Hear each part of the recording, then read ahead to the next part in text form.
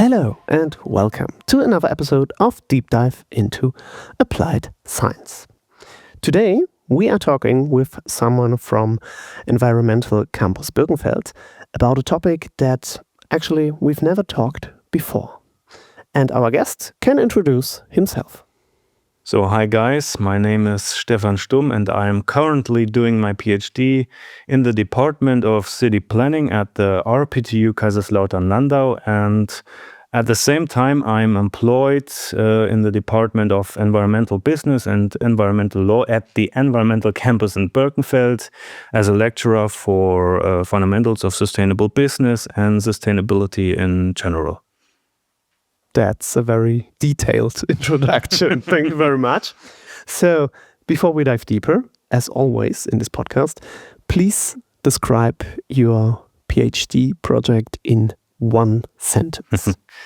I can try. If I have to put it in one sentence, I would figuratively say that the original intention was to use the theoretical implications of systems theory in order to hold up a mirror to the profession of city developers by adding an irritating perspective or something like that. I ended up, some kind of holding up that same mirror to myself, which is quite good because it's exactly one of those implications of systems theory to self-reflect. So, please correct me if I'm wrong. You basically try to look at, let's say, resilient urban development from different perspectives. Is that right?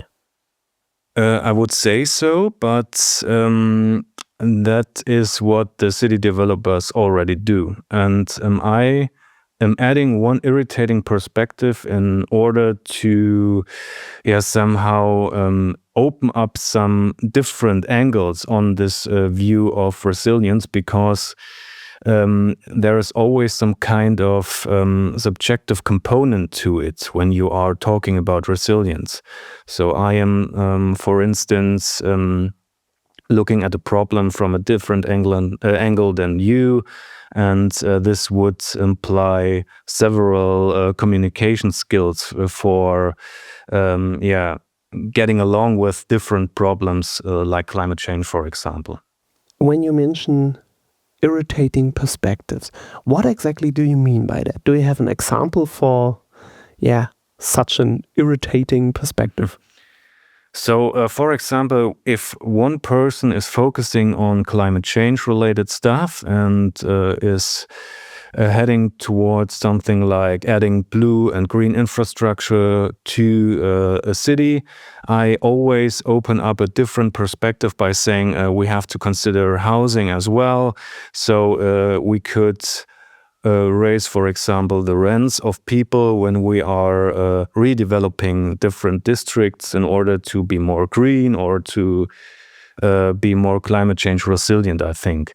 So this would be my irritating perspective, that I open up some different views on or different angles on this topic. So tell me, where does the interest in this whole topic come from? Well, to explain this, I have to backtrack a little bit. I think my interest really started when I was researching systemic interdependencies for my master's degree back in 2017 when I did my master's thesis.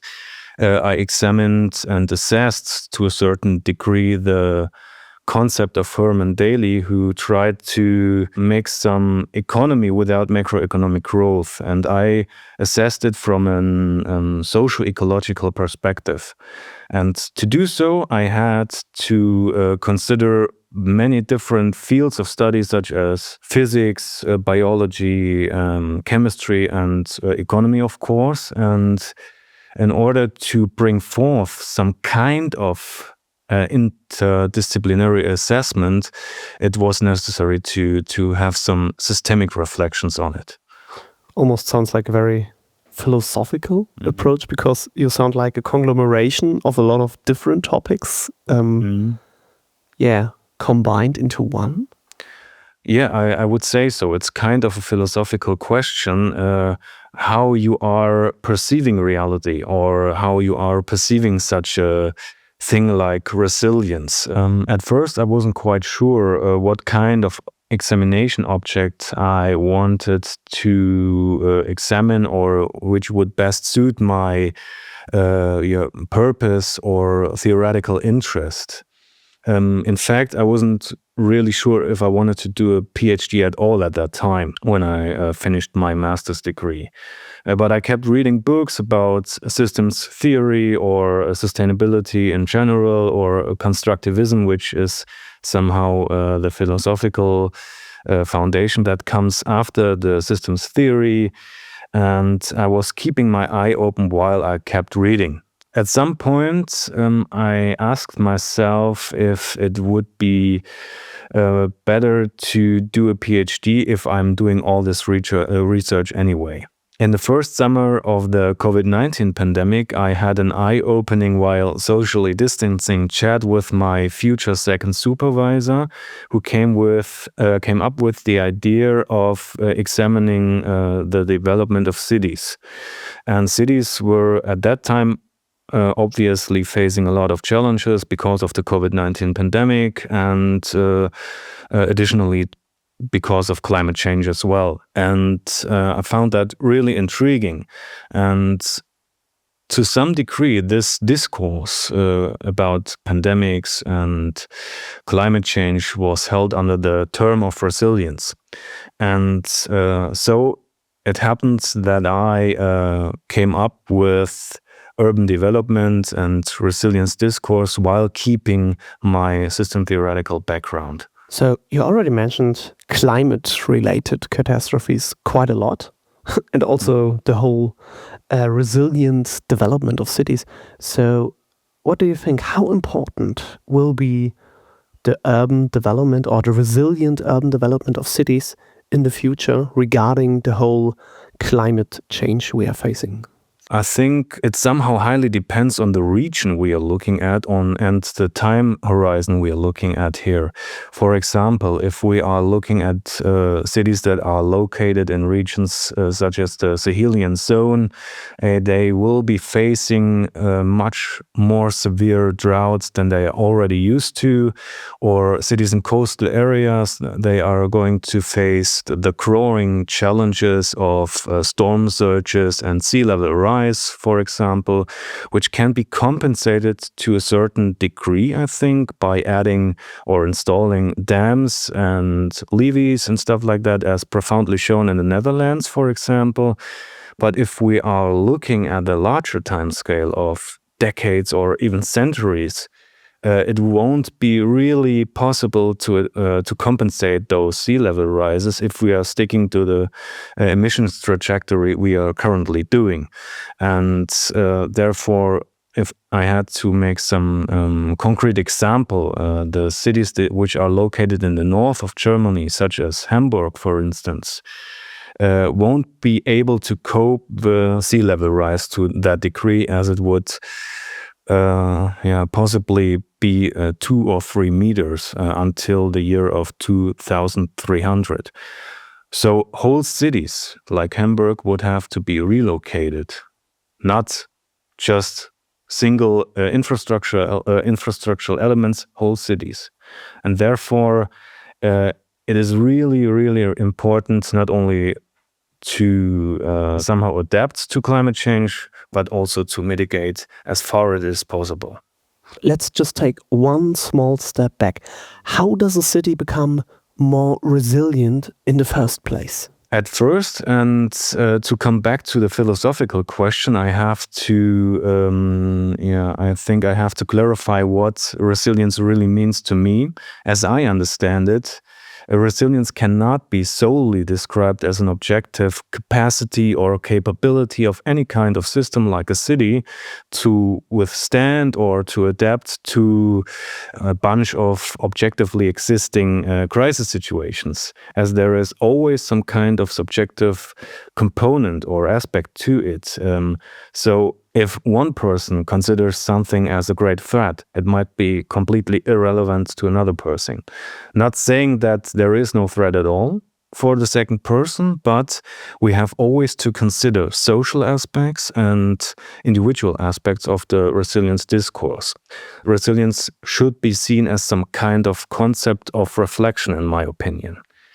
And that having said, a city would become more resilient, in my opinion, if they are managing, or the inhabitants are managing to perpetuate an integrated city development process, which could, for instance, entail things like talking about what kind of measures we can put in to cope with climate change, for example, by adding some infrastructural elements like sponge city elements, which are capable of resorbing great masses of water, or green facades, or something like that. Resilient cities also include measures against not only climate change, but also against things like terrorist attacks. So you're basically protecting cities against two man-made catastrophes, terrorism and climate change. Yeah, I would say it's quite evident that a good proportion of the crisis situations we are facing right now are to a good extent self-inflicted. So this entails not only for climate change, but as you already mentioned, terrorist attacks, pandemics, or cyber attacks, or some things which are correlated to biodiversity loss or something like that, which always comes back to us in some way, even if we are not knowing the exact way it's going to happen. I would always say there are some developments to the resilience discourse. For example, since the onset of the Ukrainian war, and security has taken a pivotal role in the city development process or discourse, because especially in Germany, we have been some kind of reluctant against the possibility that something like that could happen in the middle of Europe. That's a euphemism. That's a nice way to say it. And I think we are now considering it as much more probable, and therefore we are talking about it to a much higher degree. When we talk about resilient urban development, one of the main aspects or one of the solutions is always the use of nature-based infrastructure. I think you call them green and blue infrastructure. Can you maybe elaborate a little bit on that? Nature-based solutions are a frequently topic that is being discussed in the resilience discourse, and moreover, I would say in the sustainability discourse as well, as demonstrated in the book 3 Degrees More, which has been edited by Klaus Wiegand, who made several examples of how nature-based solutions are going to be or can be adapted to different things like agriculture, for instance. In short, nature-based solutions are actions that are using nature or natural processes in order to cope with different problems such as climate change, water supply, or disaster risk reduction, for example. And I would say you are replacing the existing infrastructure, which is mainly gray and made of concrete and tar and stuff like that, by green infrastructural elements such as trees, bushes, grass, and stuff like that, in order to build up the aforementioned green facades, for example, parks and green corridors for fresh airflow into the core of the city. Additionally, you're going to add blue infrastructural elements, which consist of different types of water bodies and areas such as rivers, ponds, lakes, or rainwater retention basins. And in order to speak of green-blue infrastructure, you have to combine those green and blue infrastructural elements in a way that should be, in my opinion, visually appealing, or is more visually appealing than gray infrastructural elements in most cases. Yes, I would agree. Besides the green infrastructure, heat stress and also air pollution are regarded as, well, let's say, major problems in especially bigger cities. How can you fight these? Well, I think that's the good part. If you are managing to perpetuate something like an integrated city development process where you are using nature-based solutions, as well as combined measures for traffic reduction and the building up of pedestrian areas, for instance, you can fight air pollution and heat stress as well. If we look at Paris, for example, at the moment, we can see that much is possible if we are having the will to do something. The politicians and the inhabitants of Paris are obviously doing a good job, with a well thought of concept where they are adding green infrastructural elements, and we all also have the evidence right now that the temperature in the core of Paris is down 2 or 3 degrees, I think. It's actually quite a lot. Yes. Paris or France is actually quite a good example because there are not so many countries that are so focused on one specific city as France is with Paris. So what about areas outside of cities? What about rural areas? Aren't they in need of more resilient development too? Well, actually, in my dissertation, I was focusing on medium-sized cities, which is associated with a statistical number of 20,000 to 100,000 inhabitants. It's quite a debatable number, I think, but we are working with it. And I think smaller cities often have some advantage in perpetuating some kind of integrated city development process because you can achieve more with less people. And therefore, if the people in the city are really recognizing the need for resilience-related adaptations or adjustments in the infrastructure and are acting accordingly, it will be really good in rural areas as well. And I think there is happening a lot as already. For example, they are developing things like, we could name them heavy rain precautionary plans, where the rural areas as well are trying to implement some plans how to react to heavy rainfall events or flood events if they are going to happen. And that is already being facilitated by the federal state as well. And I have to admit, even though I was looking at medium-sized cities, most of the medium-sized cities in Germany are in urban areas. So I had to consider that while I was picking my case study cities, because I wanted to have some good mix of urban and rural areas here. If we look at, well, let's say the political harsh landscape as of right now, and also the rapid progression of climate change, how do you see the future of resilient urban development? Well, I believe that the concept of resilience should be implemented into laws to a higher degree by pushing informal planning concepts and instruments, but without being too normative about what kind of measures are adding to resilience. As I already said, I think it's kind of the reflection process that adds to resilience much more than specific measures. However, I fear that the legislators do incorporate the term of resilience, if they do, into the legislation by putting a more normative approach on.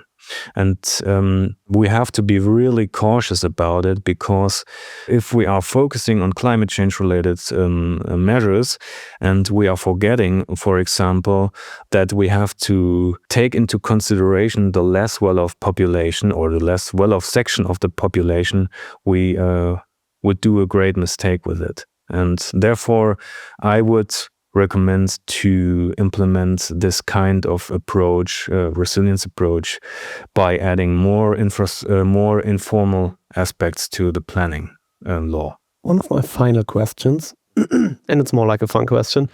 Let's stay local for a moment and let's look at Trier, for example. So, as we all know, as the oldest city in the country, is Trier resilient in your eyes? And if not, what would need to change for it to become a resilient city in the future? Due to my focus on medium-sized cities, Trier was narrowly excluded as a possible case study city. And now it's officially Trier is a big city. Yes, although a slightly more benevolent interpretation of the statistical numbers would have allowed to take Trier into consideration as the population size isn't that much bigger than the 100,000 inhabitants. But I cannot say with certainty if I consider Trier to be resilient or not, and I wouldn't be able to if I have had a closer look at Trier, because, as I already said, it's a concept that should be done by the inhabitants of the city itself. I can advise them, but I never can say Trier as a whole is resilient or not. But I can say, for example, to give at least one example, that Trier showed off some kind of resilience by adopting measures after the rampage that happened on the Christmas market roughly 5 years ago, I think. I have been there last year and I never had any kind of insecurity feelings because they made some adoptions about this. You probably mean the driver. Yes. Yeah, in the inner city. Yeah, it's actually quite a good point. So we also have some troubles with our river, as we all know. But I hope you agree, Trier has actually good measurements against high water. And since Trier is one of the oldest cities, if not the oldest city in Germany, you could easily argue there has to be some kind of resilience in order to stay vibrant to the present day. True. So, Actually, never thought about it like that. Let's look for the final part at the economical aspect of urban development. Can it be a driving force for business?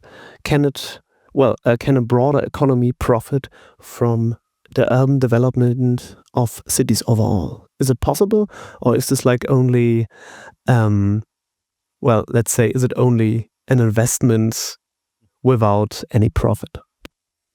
I would certainly think that you can do or adopt some business cases in order to get a more resilient city, because you need to build all this green and blue infrastructural elements. You need to increase the share of renewable energies and heat supply, for example.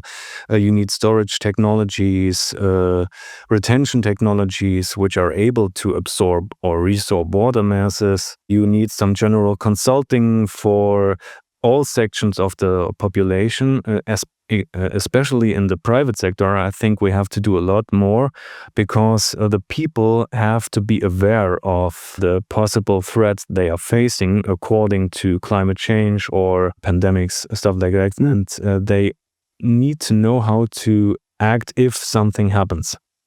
And I think there's a lot to do, and therefore we have a lot of business cases there where companies could easily make some money with. So far, if you look back at your whole PhD project, what has been the most challenging aspect so far? I would personally say that the most challenging aspect of my project has been the elaborate theoretical implications of the system theory that I wanted to adapt to the city development, as it drove me to the very limits of my mental capacities several times. It's a bit like pulling the rug out from under your own feet. With other words, you are always questioning yourself and your insights, which is good for a scientist, I think, but only to a certain degree.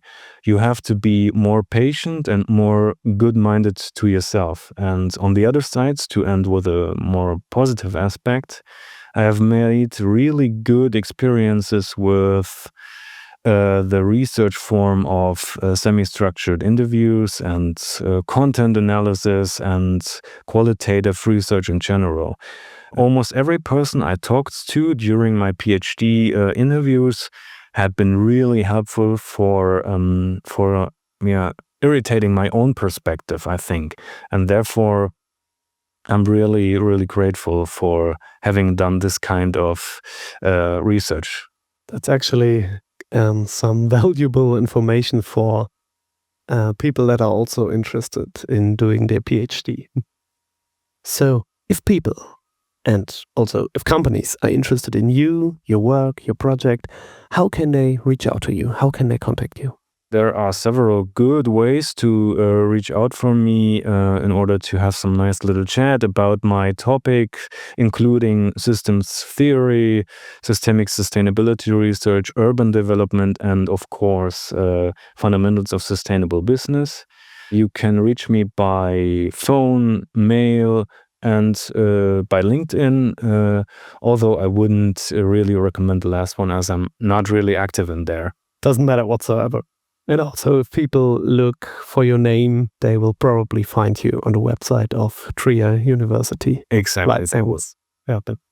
So, Stefan, thank you very much for coming on the podcast. It was very interesting. Also, a very broad topic, which includes a lot of things. But it was quite interesting. So thank you very much for presenting. Good luck for the end of your PhD. It's approaching fast, as you told me. And thank you very much for listening. Thank you very much for watching. And we will see and hear each other in the next episode of Deep Dive.